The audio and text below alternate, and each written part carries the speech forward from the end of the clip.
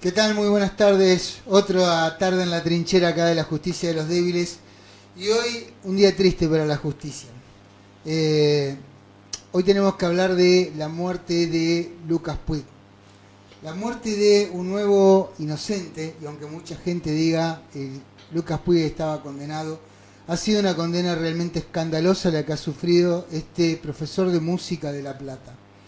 Un hombre que fue acusado en 2010 de haber abusado de dos niños en un colegio católico, que en 2014 fue a un juicio y fue absuelto.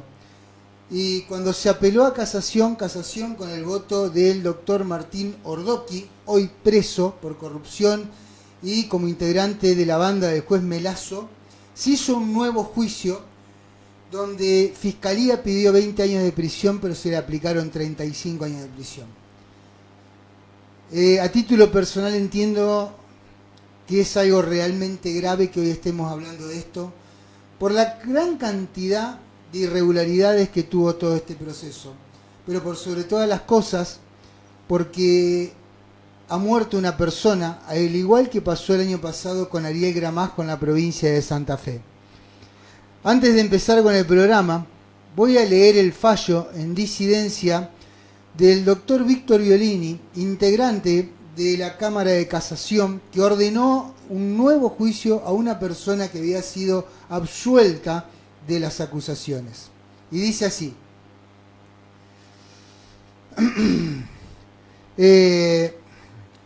quien habló de situaciones incompatibles con las leyes, la experiencia humana y del más elemental sentido común.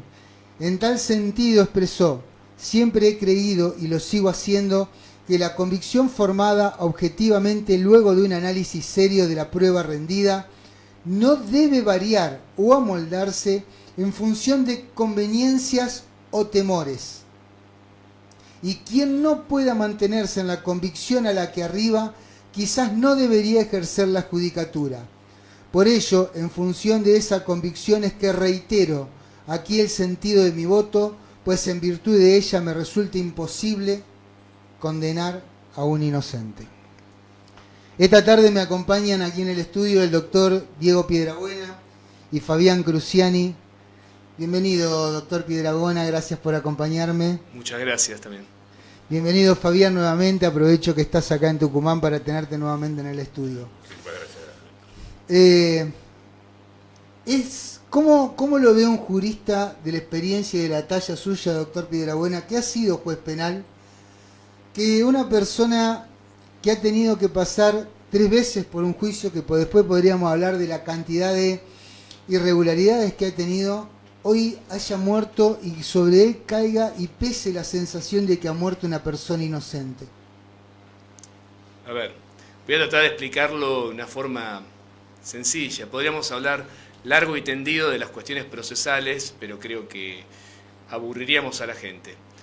Yo suelo explicar para que se entienda lo que vos estás contando y lo que ocurrió acá, y le suelo decir a la gente que imagine que hubiera una ley que diría que determinados colectivos de personas, individualizadas, no sé, por su sexo, por su género, por alguna cuestión como su color de piel, su religión, o alguna otra circunstancia particular, hiciera que todo lo que esas personas que integran ese colectivo dijeran frente a los tribunales prevaleciera sobre lo que dijeran personas que no integran ese colectivo. O peor aún, que cuando esas personas acusaran a alguien o denunciaran a alguien, simplemente con esa denuncia fuera suficiente para condenar a las personas que no integran ese colectivo. Probablemente si yo digo esto, alguien me va a decir: no, esto es una locura, esto no existe, esto rompe el proceso. No habría proceso, o sea, no habría ninguna garantía. Bueno, obviamente que una ley de esta naturaleza no existe en la realidad, pero en la práctica esto es lo que termina siendo la perspectiva de género tal como se aplica en esta forma equivocada que se lo aplica. Y esto que vos contás del caso este particular tiene algo que llama la atención, que es el fallo del sistema. Pero no el fallo del sistema en lo que nosotros creemos un fallo del sistema, sino que bajo esta idea que yo te digo, que hay un colectivo de personas que todo lo que digan prevalece sobre lo que dicen personas que no integran ese colectivo o que puedan condenar estas personas de este colectivo con su denuncia como única prueba, cuando esto no ocurre, esto se entiende como un fallo del sistema. Y ahí es lo que provocó la nulidad de esto. ¿Por qué provocó la nulidad de esto? Porque lo esperable era que si se daban estas reglas, la única salida posible era la condena. Antes de que nos sentáramos acá estábamos charlando justamente sobre esto y vos me decías, pero esto ¿cómo lo explicarías en un partido de fútbol? Esto como si un partido de fútbol que lo gana un equipo, termine, lo anulan y... No, peor aún. En la realidad, estas reglas hacen que el equipo que tiene que perder, cualquier gol que haga sea invalidado. Y si le validan un gol, cuando termina el partido, decir, no señor, el partido va de vuelta porque nunca le deben haber validado ese gol. Esta es la cuestión. Esto es para explicarlo en forma sencilla, digamos. Ahora, la pregunta que me viene a la mente es, ¿hay un derecho penal o hay dos derechos penales? ¿O no hay capacidad de quienes tienen que poner en práctica el derecho positivo que nos debería regir a todos por igual? A ver, derecho hay uno solo. El problema es que tendríamos que definir qué es la perspectiva de género o la ideología de género. Yo suelo decir muchas veces que ideología de género y perspectiva de género, más allá de que a veces quien hace esta diferencia para decir, no, yo tengo perspectiva de género, pero no aplico ideología de género, en realidad son dos caras de la misma moneda. La ideología de género es lo que está detrás de la perspectiva, que la perspectiva es esa forma particular de mirar la realidad. O sea, es como el cristal con el que se mira la realidad. Esto sería como decía el viejo dicho, que nada es lo que parece, sino que todo depende del color del cristal con el cual se lo mira. Pero entonces tenemos que definir qué es esto de la perspectiva de género. Y yo suelo decir que en realidad no es una cuestión jurídica, es una cuestión de naturaleza política. Y esto se aplica a un viejo dicho que dice que cuando la política entra por la puerta de los tribunales, la justicia sale por la ventana. Creo que está más que claro lo que te quiero decir con esto. No, está clarísimo. El problema pasa por cuando ese fallo de la justicia implica perseguir y o condenar inocentes. Ahí le voy a dar un pase a Fabián, porque él representa... A mí me molesta mucho siempre hablar de que nosotros somos un colectivo. Yo no siento que los padres que somos falsamente acusados somos un colectivo, porque no nos une un ideal, sino nos une el dolor y nos une una injusticia. El amor. Fabián, cuando hay que mirar, cuando ustedes desde el llano empiezan a mirar lo que me está explicando de forma tan magistral el doctor Piedrabuena, cuando un particular se enfrenta a todo ese sistema, ¿cómo se siente ante eso? Bueno, justamente, si uno empieza a buscar otros horizontes, luego de que te encontrás con todo este sistema que te pisa la cabeza, por decirlo de una forma, no tenés defensa, te acusan de cualquier cosa, es totalmente arbitrario. Yo siempre lo digo, o sea, los hombres tenemos un problema, ¿sí? Nacimos hombres hoy por hoy, ese es el problema que existe frente a toda esta ideología de género que bien decía el doctor. Y las cosas hay que decirlas como hay que decirlas. Hoy escuchaban, mientras andábamos en el auto, justamente, Walk, era algo así, que hablaban justamente de toda esta ideología de género y de cómo ha ido transformando, y estos colectivos inclusive defienden cosas que inclusive les serían contrarias en el caso de que, porque por ejemplo, defienden a ciertos sectores de la sociedad que mañana lo lincharían por ser homosexuales, por ejemplo. ¿Sí? El caso de Palestina. O sea, claro, o sea, básicamente eso. O sea, entonces nos encontramos contra una contradicción inmensa con toda esta ideología de género, que es un cambio social que ninguno estaba, o por lo menos lo veíamos muy lejos, y de repente se nos vino encima, en todos estos 15, 20 años, se nos vino muy encima. Yo creo y veo que se está empezando a levantar las voces, hay cada vez más profesionales inclusive que están comprometidos con esta situación, cada vez más colectivos de padres, madres, tíos, abuelos, que lamentablemente hemos tenido que surcar por esta locura que nos ha pasado, que que tengamos denuncias falsas, que el sistema nos dé la espalda, que no tengamos protección y que nuestros hijos lamentablemente queden desvalidos de la protección de un papá, una mamá, un abuelo, ¿sí? Yo siempre lo repito, o sea, estamos huerfanizando niños de padres que están vivos, que estamos vivos en plena democracia, cuando venimos de una dictadura militar en la cual todavía seguimos buscando gente, o sea, buscando identidades. Así que bueno, la gravedad de esto amerita que lo tratemos con mucha cautela y con mucha dedicación, todo esto, ¿no? Ahora, una pregunta para los dos. A usted, doctor Piedrabuena, como jurista que es, a vos, Fabián, como hombre de la trinchera. Acá hay una serie de daños que se van produciendo, y no son daños colaterales, sino son daños directos hechos a un sector de las personas, pero hay un daño muy, muy grave, que a futuro incluso puede condenar a una sociedad, que es el daño hacia la niñez. ¿La justicia puede reparar lo que está haciendo hoy? ¿Qué sensación les da? ¿Desde lo técnico o desde lo pragmático? ¿Qué es lo que piensan? Pueden hablar libremente. A ver, yo suelo tener una frase respecto a esto, hoy parece que es el día de la frase, ¿no? Parece que me estás buscando para que yo diga frases. Yo suelo decir que los colectivos atropellan a los individuos. Y esto, que puede sonar hasta risueño, tiene una explicación. Acá recién hablaban de los colectivos. Vos hablás de reparación. Es medio difícil. Lo que uno ve es que la individualidad de las personas termina perdida detrás de estos grandes colectivos. Parece que las personas solo valen respecto a lo que son del colectivo y tratamos de homogenizarlas. O sea, tratamos de decir todos son iguales, todos se integran a este colectivo. De hecho, los movimientos feministas, por ejemplo, teníamos hasta hace poco consignas como el yo te creo hermana. El yo te creo hermana habla de una colectivización. ¿Por qué habla de una colectivización? Porque terminabas creyéndole simplemente por el hecho de integrar el colectivo. O sea, vos sos mujer y como yo soy mujer, integrás el mismo colectivo que yo te creo sin importar las pruebas, lo creíble que sea, lo confiable que sea ese testimonio, y otro terminaba creyendo en este sentido. Esto es toda una cuestión. Y por el otro lado se colectivizaba, como bien lo decía Fabián, se colectiviza al grupo opresor en este caso, que serían los hombres. Obviamente que esto viene desde los países del norte, que es el hombre blanco heterosexual. O sea, con nosotros vienen medios perdidos porque no todos somos blancos, somos menos los blancos. Yo no entro entre los blancos, por ejemplo. O sea, yo estoy ahí, o sea, en el umbral, pero también se tiende a colectivizar. Se tiende a colectivizar la cuestión. Fabián. Sí, bueno, vos decías sobre si hay reparación con el tema de los niños. Y adultos también. Remarqué los niños, pero también hablo sobre los adultos. Nosotros somos adultos. Jorge, un psicólogo amigo, siempre dice, bueno, los adultos por ahí se la tienen que bancar, el tema son los chicos.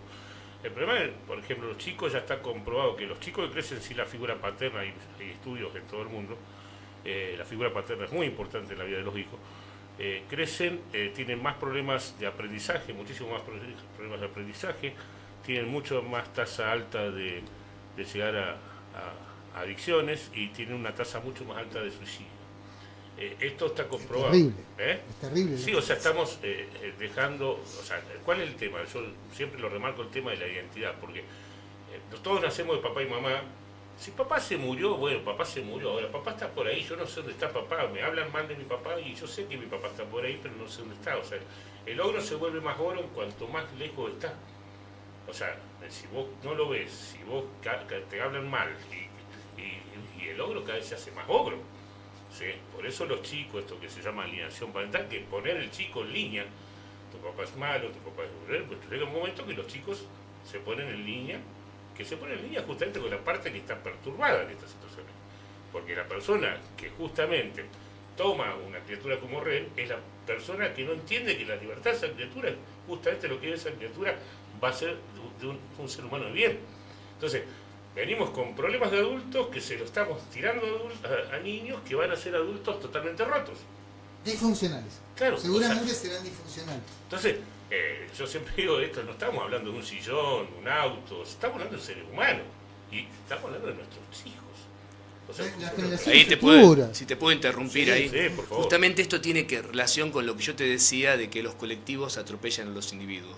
Cuando vos hablás del niño, en realidad vos estás hablando de un niño, de ese niño que ve su futuro, que ve comprometida su psicología, o sea, que tiene daños en su crecimiento, su desarrollo. Hablas del niño en particular. En realidad los colectivos no reconocen a esto. Y tal es así que los colectivos son tan importantes que si vos te fijás, por sobre todo lo que ustedes están diciendo, lo que se impone es la ideología. O sea, la ideología está por sobre todo lo demás. O sea, lo importante es que el fallo tenga perspectiva de género, que tenga esta ideología detrás, y no importa cuáles son los efectos que se causa con esa ideología. Ahí está el problema. Nosotros dejamos de ver a la persona, sea para ver a ese concepto abstracto que es la ideología, el pensamiento político, y el individuo, bueno, el individuo, bien, gracias. Una cosa también, ya se transformó en una charla. Disculpe, le hemos ocupado el programa. No, por favor, si para eso estamos. O sea, cuando hablamos de esto de ideología de género, yo cuando hablo de perspectiva de género, yo digo, siempre me pongo a pensar, yo tengo una hija nena, Héctor tiene una hija nena. 6 hijas mujeres. Hablan de perspectiva de género, está bien, perfecto, bueno, vení contra mí. Ahora, ¿qué le estás causando a esa criatura? Porque si tanto defendés los derechos de esta criatura, o sea, por ser niña, ¿cómo lo estás defendiendo cuando le estás quitando el padre? Ahora, a mí me surge una pregunta que es importante. ¿Alguien puede definir qué es una mujer? Si lo miramos desde el colectivo, ¿podemos definir qué es la mujer? Porque si el colectivo niega la biología como tal, como fundamento, entonces, ¿qué es una mujer? Para los colectivos, la Yo mujer soy una mujer, vos sos una para mujer. el colectivo, ¿Quién es el una concepto mujer? de mujer es un concepto político. Claro. Entonces Es no estamos hablando de solamente eso. justicia. No, porque no tiene que ver con eso, no tiene que ver con lo que vos estás planteando. De hecho, yo suelo comparar este movimiento hoy del feminismo, y a veces a mucha gente no le gusta y parece que lo sienten malo, con lo que era la Inquisición. De hecho, hay un montón de caracteres. Esto es como que agarraron el sistema ese que se aplicaba en el medioevo, le cambiaron los datos, pero aplicamos el mismo programa con otros datos. ¿Sí? Funciona exactamente igual. Si vos te fijás, hay un montón de cosas que se da. De hecho, en el medioevo podía ser la religión cristiana. O sea, hoy no es la religión cristiana, sino es la ideología que está detrás. Y tal es así que es tan parecido que hay dos cosas que son muy típicas de lo que era la religión cristiana. Una era el pecado original, ese pecado que tenían los seres humanos por el simple hecho de seres humanos. Y hoy es lo que decía Fabián, esos hombres que son malos por el solo hecho de ser hombres. Y por el otro ¿Es un lado, hombre, entonces? y por el otro lado, Ahora la vamos. cuestión de esto que se habla de el no puedo ir contra el discurso. ¿Qué ocurría cuando ibas en contra del discurso católico o cristiano en el medioevo? Era considerado blasfemo. Hoy es lo que hoy se llama, con un nuevo nombre, el discurso de odio. Si vos vas en contra de esta ideología y hablas en los medios o en algunos lugares, es muy común que te cancelen, que salgan a atacarte. O sea, hay un ataque. Es lo mismo que ocurría justamente con la blasfemia. Pero hay más caracteres que se repiten. Por ejemplo, hay caracteres que se repiten como la figura del inquisidor. El inquisidor, como uno sabía, era un hombre santo cuya palabra no podía ser discutida. Discutir con un hombre santo era sacrílego. O sea, si yo discutía con un hombre santo que decía que esta persona era culpable de blasfemia, probablemente yo también termine siendo condenado por blasfemia por decir que este hombre no decía la verdad o estaba equivocado. Hoy, ¿qué ocurre? Con la víctima ocupa ese lugar. Lo que la víctima dice, sin mayor prueba, termina siendo cierto. Y decir que una víctima miente se considera blasfemo. O sea, y hay más cosas. Yo te puedo enumerar, por ejemplo, el tema de las pruebas diabólicas, podríamos decir. ¿Qué es una prueba diabólica? Una prueba diabólica es que no importa el resultado, todo da lo mismo. Vos vas a encontrar, por ejemplo, cuando se hacen los exámenes para determinar si hubo o no hubo un abuso sexual, muchas veces vas a encontrar, no se encontraron vestigios, no se descarta el abuso sexual. Se encontraron vestigios, no se descarta el abuso sexual. Señor, entonces, ¿para qué hace la prueba si me de que se encontraron o no se encontraron? De todas maneras no se descarta el abuso sexual. Entonces usted no hace la prueba para probar si existe o no existe el abuso sexual, sino que simplemente la termina haciendo para después poder utilizarla y ver cómo la acomoda para que tenga ese resultado que usted quiere, que es la culpabilidad. Es decir, no estamos buscando la justicia, sino estamos buscando un resultado. Sí, yo siempre separo igual la palabra justicia del sistema judicial. El sistema judicial... La justicia es un ideal. La justicia es un ideal. Si no, no estaríamos acá. Uh-huh. ¿Sí? Si no creyéramos en la justicia, no estaríamos acá. El tema del sistema judicial, que se ha vuelto una corporación, un negocio, esto no nos podemos cansar de repetirlo porque sabemos que es así. Cuando él hablaba de víctima, esto a mí me pone muy mal también, porque cuando enseguida una mujer denuncia algo, ya es la víctima. O sea, se pone en todos los medios la víctima, o sea, sin ninguna prueba, ya el hombre, por ejemplo, ustedes han visto los protocolos de todos los clubes de fútbol, todo, o sea, ya el hombre se queda sin trabajo, con todo lo que eso significa, pasa a ser denigrado, o sea, y hemos tenido casos emblemáticos que luego de muchísimos años han sido, bueno, director Rutilli, el Germán Seferino, Mauro. después de 17 años, Seferino Rutilli, sin ver a sus hijas. El caso de Diego Guacci, que por un correo electrónico se quedó sin trabajo, ahora está en Italia. Digo, hay millones de casos que vos te quedás sin trabajo, se te estigmatiza, se te bastardea. Lo que hemos recibido, yo también fui víctima de una falsa denuncia de abuso sexual, sabemos lo grave que es recibir una denuncia falsa. Y también hay que seguir diciendo que las denuncias falsas existen y que son muchísimas, el 80%, y esto también perjudica a la verdad de víctima. Así que hay mucho trabajo por hacer en esta sociedad. Sí, Ahora, hay una cuestión ahí con lo que vos decís de víctima. En realidad, esto pasa mucho en el sistema jurídico de utilizar palabras de uso coloquial con sentido jurídico. Lo que vos decís de que se habla de víctima, en realidad se habla de víctima porque los códigos procesales suelen definir a la víctima como aquella persona que aparece como posible sea damnificado por un hecho delictual. O sea, y nosotros cuando entendemos en el sentido coloquial víctima, entendemos que no es la que puede haber sido, sino la que fue víctima. O sea, la que fue realmente víctima, o sea, la que realmente padeció un hecho. Y eso es un problema que se da con varios términos. Yo, por ejemplo, muchas veces suelo hablar de el principio de inocencia y que digo que está mal hablar de la presunción de inocencia. O sea, en realidad, te imaginas que un fiscal que acusa a una persona no la presume inocente. No. El fiscal no anda acusando a los que presume inocente. En realidad lo que hay es un estado jurídico de inocencia que implica que debe ser tratado como inocente.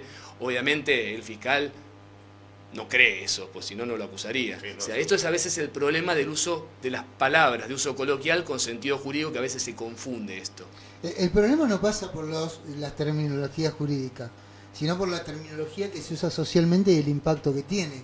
Porque si un comunicador, no hablemos de mi caso, hablemos de gente que tiene muchísimos seguidores y que puede hablar de género y habla de víctima, el público que está del otro lado, que no tiene el bagaje jurídico para entender la diferencia entre un término jurídico y un término coloquial, asume que cualquiera que denuncie es víctima. Ya es víctima, por lo tanto así lo dicen los códigos procesales. está bien, pero esa es la diferencia entre transmitirlo a la sociedad y transmitirlo jurídicamente. Exactamente, es un problema de comunicación lo que hay ahí. Está, bueno, ahí no tiene... Otro problema de comunicación, yo acá estaba escuchando cuando hablaban de la justicia y también suelen hablar mucho de la verdad. Y en realidad, yo sí te pregunto, Son ¿para qué se las hace un 6 juicio? de la tarde en punto. ¿Para qué se hace un juicio? Pregunta.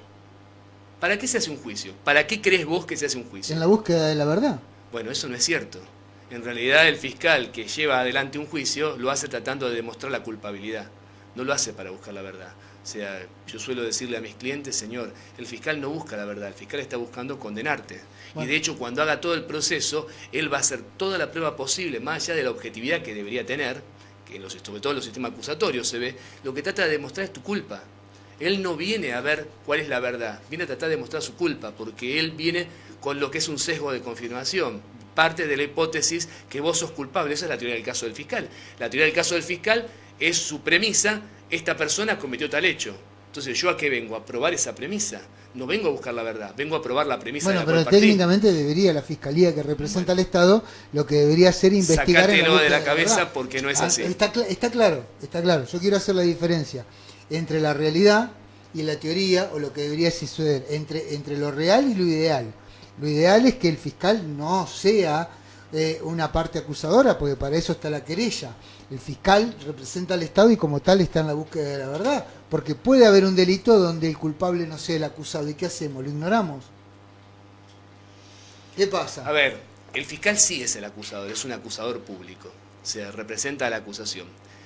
Nosotros tenemos un problema un poco grave con el tema del sistema acusatorio. ¿Qué es un sistema acusatorio? Podría explicarle a la gente en sencillo. El sistema acusatorio es un sistema donde vos tenés dividido quién acusa respecto de quién juzga. Y nosotros creemos, en nuestra locura y en nuestra vanidad, que tenemos un sistema acusatorio. Nosotros realmente no tenemos un sistema acusatorio. Persecutorio. Tenemos un dos sistema funcionarios persecutorio. del mismo Estado que uno juzga y otro acusa, y por eso creemos que es un sistema acusatorio. Un sistema acusatorio sería donde, por ejemplo, te acusa el Estado y el pueblo te juzga, que es el sistema típico de jurados. O sea, ese es un sistema acusatorio puro. Porque en realidad lo que nosotros tenemos dividido en dos funcionarios de un mismo Estado, que el mismo Estado te acusa y el mismo Estado te juzga. Pero claro, es el particular contra todo el aparato del Estado, no tiene ninguna chance. No, bueno, para eso están las garantías, que a veces son tan vituperadas las garantías. Las garantías a veces son muy malentendidas, que dicen, ¿por qué las garantías? Y la gente tira contra las garantías y realmente no entiende qué son las garantías. Las garantías no son más que límites que se le ponen al Estado para que el Estado no pueda abusar de su función. Lo que pasa es que a veces se entiende mal lo que es una garantía. Fabián, desde el llano. Desde el llano. Desde el llano. ¿Cuánto? Y con remera nueva. Y con remera nueva, que por favor, a ver que quede. Hay muchos papás que estamos luchando por nuestros hijos. Desde el llano, cuando vos tenés que hablar con todos esos papás que tienen que ir y sentarse frente a todo un Estado, ¿qué sienten ellos y qué sentís vos? Porque lo que le podemos transmitir en realidad es más que aliento y buenas intenciones, porque sabemos que estamos enfrentando un aparato que es tremendamente más grande, más poderoso, y estamos en desventaja ante eso. Voy a separar desde cuando yo empecé hasta el martes, ¿no? Porque han sido 11 años y 4 meses de superación personal, de construcción colectiva, de mucha lectura, de muchos viajes, de muchas relaciones, de mucho aprendizaje inclusive. Todas estas cosas uno aprende, del doctor aprende todos los días uno aprende. Entonces no es lo mismo cuando yo me llamaba, me acuerdo que le daba 2 horas de mi tiempo, por ejemplo, y bueno, hacíamos catarsis, y llorábamos los dos juntos. Hoy por hoy básicamente les doy 5 minutos a cada uno de los padres, se la canto justa, le digo cuál es el problema que tiene. No sé si lo puedo decir, pero bueno, le digo, básicamente tenés un problema, tenés órganos masculinos, sexuales masculinos, no estás enfrentando a tu ex, acá estás enfrentando un sistema judicial, ¿sí? Lo mando a leer las leyes, le pido que se suscriba a nuestras redes y lo invito a trabajar. Básicamente eso. Justamente luego de acá tengo que llamar a un papá que se comunicó hoy, pero todos los días son más o menos. La otra vez me decía un amigo que fue de Bariloche a casa, me contó cuántos mensajes tenía en 24 horas, 2000 y pico mensajes por día. Esos son la cantidad de mensajes que me van llegando diariamente de gente totalmente desesperada, defraudada. O sea, muchos no entienden, por ejemplo, el tema de la restricción de acercamiento. Una vez me acuerdo, Gastón, yo cuando me llama, le digo, todavía no te metieron una denuncia falsa. ¿Por qué me van a denunciar si yo no hice nada? Claro, hay gente. O sea, y después sabemos todo cómo terminó.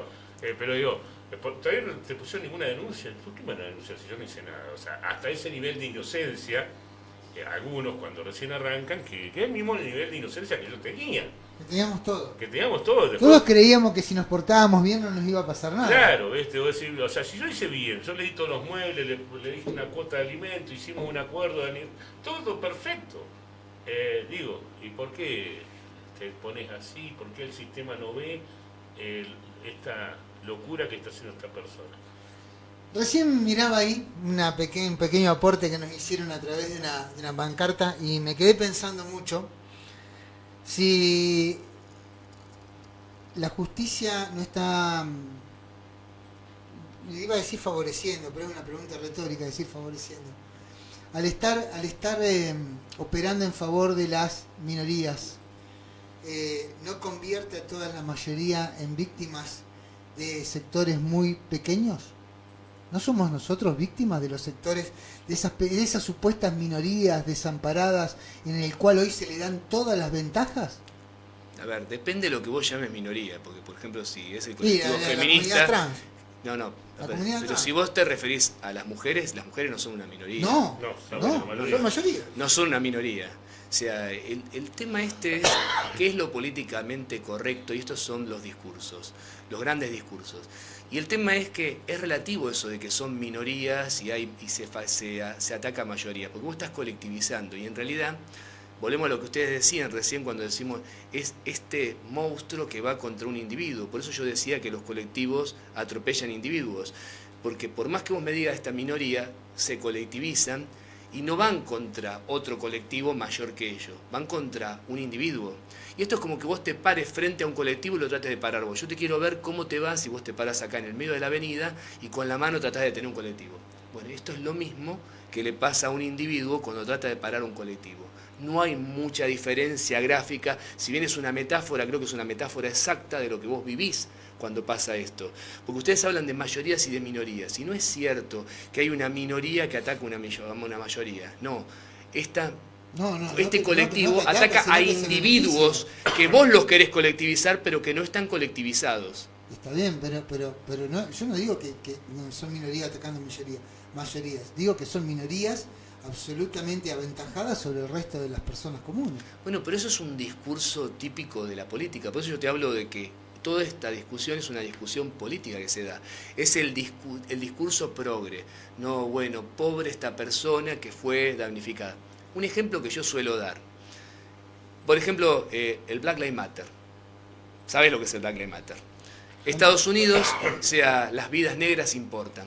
Cuando hablaban de esta cuestión, y vos de repente veías hombres blancos que veían un negro en la calle, y, perdón que use la palabra así, porque también está mal usar la palabra de esa manera, y se acercaban, se agachaban y le ilustraban los zapatos. Y decían que esto es una forma de reivindicación, porque los abuelos de esa persona de color... Mi abuelo está muerto. Pero los abuelos de esa persona de color habían sido esclavos de hombres blancos. Y vos tenés que decirle, señor, a ver, pare un momento, ese hombre de color al que usted le está ilustrando los zapatos, nunca fue esclavo de nadie. Y ese hombre que le está ilustrando los zapatos nunca esclavizó a nadie, porque si hubiera esclavizado a alguien estaría preso, porque eso no existe. Entonces, vos estás reivindicando una lucha y estás favoreciendo a alguien por algo que ese alguien no padeció. Y estás castigando a alguien por algo que no hizo. Ese es el gran problema de estos discursos. A ver, nadie discute de que en el pasado, o sea, hubo diferencias y hubo seguramente excesos, colectivos que estaban... A ver, los colectivos gays, era sabido que en el pasado eran perseguidos, pero no fueron perseguidos por vos. Probablemente fueron perseguidos por gente de esa época. Entonces vos lo que hoy estás haciendo es tratar de darles un poder para perseguir a los colectivos que antes los perseguían. Son colectivos contra colectivos, pero los individuos no son los mismos. Entonces yo termino siendo castigado por algo que yo no tengo nada que ver. Es más, yo suelo decir cuando dicen, no, porque los hombres blancos vinieron, por ejemplo, el discurso del indigenismo, dice, porque los europeos, yo soy descendiente de europeos, me estoy acordando de los la europeos cita vinieron, de los Fernández, europeos que vinieron a la bajamos los Argentina, vinieron acá al territorio y nos colonizaron, persiguieron a los indios. Digo, a ver, querido, mi familia vino en 1952 a la Argentina. O sea, vino a mediados del siglo XX. No fue parte de eso. O sea, ¿qué tengo que ver yo con esa historia? Y aunque hubieran venido mis antepasados en el siglo XVI o en el siglo XVII, ¿yo qué tengo que ver? ¿Qué voy a pagar? ¿El pecado original, el pecado de mis abuelos voy a pagar? Bueno, esa es otra discusión. Acabas de tocar un tema que es otra discusión. Yo con el tema del indigenismo tengo una posición. Di un ejemplo porque hablaban de colectivos. Pero es lo mismo que, a ver, todos recordamos hace poco, cuando estaba en todo el auge de este colectivo que todos sabemos, el feminismo, todo lo que vimos, lo que pasó, muerte al macho, mata a tu hermano, mata a tu tío, bueno. No pasó, sigue pasando. Digamos, estos discursos de odio hacia diciendo que abajo el patriarcado. Yo el patriarcado no lo veo por ningún lado. ¿Sí? Realmente hay muy buenos libros, hay estadísticas, hay millones de estadísticas que dicen que el patriarcado no existe más. Es más, la mayor cantidad de hombres en la situación de calle son hombres, la mayor cantidad de suicidios son hombres, la mayor cantidad de muertes laborales son hombres, la mayor cantidad de muertes en guerra son hombres. O sea, ¿de qué patriarcado estamos hablando? Yo me río porque le digo a ella, por ahí, ahí los tenés al patriarcado opresor arriba en un 10º piso, o sea, es el patriarcado. Pero el problema es un poquito más profundo, porque en realidad eso que voy a decir, el patriarcado existe o no existe. El patriarcado es un concepto multívoco. Depende quién lo dice, qué es para esa persona el patriarcado. Puede ser muchas cosas el patriarcado. Puede ser de una concepción, por ejemplo, como era la vida en la antigüedad en Roma, que tenían un pater family, que era el jefe de familia, que de hecho, para los que no lo saben, en algunas familias romanas también existían los alieni juris y los sui generis, había mujeres también que podían tener esa capacidad. toda una explicación que creo que excede del programa. Pero podría ser esa concepción del patriarcado. Otra concepción del patriarcado podría ser que vos me digas, no, bueno, son la diferencia de derechos que, por ejemplo, a principios del siglo XX existían en la Argentina, por ejemplo, el no acceso al voto de las mujeres. Había, por ejemplo, las mujeres casadas a principios del siglo XX en la Argentina tenían algunas incapacidades para hacer contratos, debían tener autorización de su marido. Este tipo de cosas me podés decir. Pero en realidad yo no sé si eso sería el patriarcado o serían diferencias de trato frente a la ley, sería una violación del artículo 16 de la Constitución, por ejemplo. Claro. O sea, se nos empieza a terminar el programa. Yo podría decir que al principio de todo eso que dijiste, al principio del siglo los hombres tenían obligación de ir a la guerra y las mujeres no. Y ahí el 95% de las muertes en las guerras son hombres. Se nos empieza a terminar el programa. Pero no, la verdad que da para... No, podríamos seguir, pero estamos entrando en un campo... No pensé que íbamos a entrar en un campo de visiones un tanto filosóficas, pero sí, nos fue llevando la conversación. Si querés ser filosófico, lo que acabas de decir es una contradicción en sus términos. Empieza a terminar. Es verdad. Sí, no, nos vamos... de a poco nos vamos yendo. No, sí, está bien. Tiene esa mente de juez muy aguzada. Fabián, contanos, para irnos, dónde los encuentran ustedes, a Padres de Río Negro y Neuquén, y qué es lo próximo que van a hacer. Creo que una de las grandes cosas que hay que hacer es visibilizar el caso de Germán Mauro, que ha sido encontrado no culpable de acusaciones horrorosas en su contra frente a un jurado popular. Que es lo que falta acá en Tucumán, que creo que lo tienen que hacer en Tucumán también el jurado popular, lo que decía Diego, que el mismo Estado te juzga y el mismo Estado te acusa. Pero bueno, esos son avances que tendrán que dar acá en esta provincia. Bueno, nosotros nos pueden buscar por las redes sociales, Padres de Río Negro, en Facebook, en Twitter, en Instagram, en el canal de YouTube. También, como todos saben, tenemos un programa de radio y televisión que mañana también de 12 a 1 se llama El Amor es Más Fuerte. Y lo próximo es que sale un libro.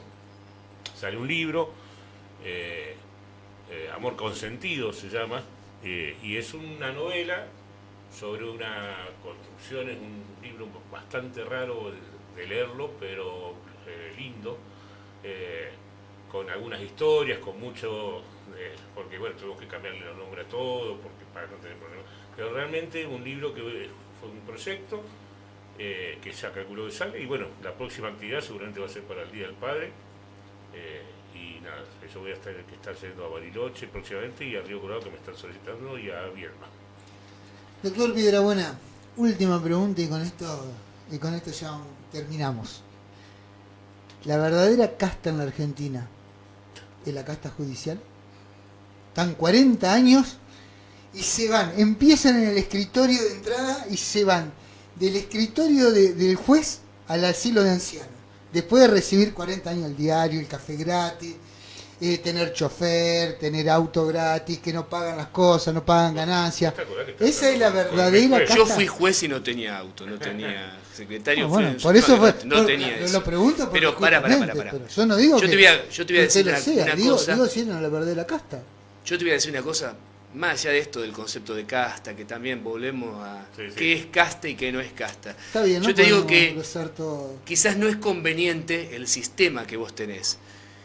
Mucho se habla dentro del Poder Judicial de lo que es la carrera judicial. Si vos tenés una persona que un día entra al Poder Judicial, no sé, ponele como ordenanza, empieza a estudiar, se recibe de abogado, entonces lo llevan al mostrador mientras está estudiando, cuando se recibe lo nombran como jefe de despacho, después prosecretario, después secretario, y un día llega juez. ¿Qué es lo que yo digo siempre de eso? Que es un problema porque es una persona que nunca ejerció y que no conoce la realidad de la calle. Yo era una particularidad como juez. Yo dejé de ser juez y volví a ser lo que fui siempre. Yo siempre fui un abogado litigante, nunca fui empleado judicial. Un día concursé, fui juez y un día decidí irme y me fui. Así fue. O sea, fui durante 6 años juez, pero no hice una carrera judicial. Obviamente era un bicho raro dentro de la justicia porque tenía visiones diferentes de cómo debía ser la justicia, cómo era el trato con las partes, pero yo creo que debía ser obligatorio, o sea, que litiguen, que tengan que trabajar en lo privado, que para ser juez tengas que tener por lo menos 10 años de litigación en lo privado, Embarrate no los zapatos. en el Estado. Es muy probable que saquemos a cualquier empleado judicial de donde está y lo mandemos a trabajar y seguramente terminen llevando un carrito juntando cartones. No saben cómo hacer un escrito. Es más, no saben leer. Pero, bueno, muchas gracias, doctor Diego Piedrabuena. Gracias, Fabián. No, gracias, Héctor. Quiero decirle al público, no sé qué cámara tengo que mirar, que me indiquen. Bueno, Está saliendo. bien, quiero decirle al público que no es la habitualidad de lo que va a ser los viernes, simplemente quería descontracturar en el primer viernes con este tipo de charlas. La idea es todos los viernes analizar fallos y hablar sobre los jueces, porque hay muchos jueces que tienen que ir no solamente a trabajar, sino que tienen que ir a estudiar, porque realmente fuman abajo del agua, inventan jurisprudencia, inventan fallos, y ahora que la sociedad los conozca, porque esa persona es la que administra justicia, que a través de todo un Estado es el que debe de alguna forma impartir esa paz social que debe haber. No puede haber una buena convivencia sin una justicia que funcione correctamente, al menos en mi visión del llano. Tal vez para adelante tenga otro aporte de... Me haces pensar en muchas cosas, pero no quiero. Esto que decís de fumar abajo del agua. Sí, el problema es de lo que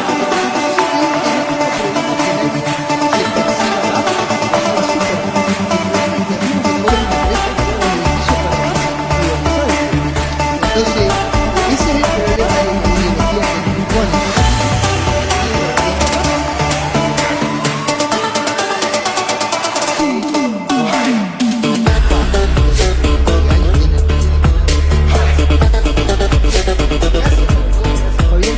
Fabián,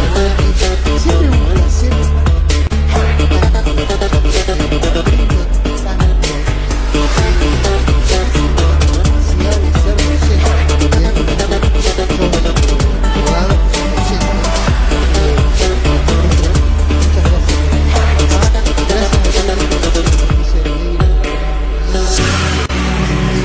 Agárrense de las manos, porque lo que viene a partir de los próximos viernes va a ser apoteótico. Los invito a que cada viernes vengan acá, porque con nombre y apellido vamos a analizar los fallos de la justicia y vamos a analizar los fallos de atención.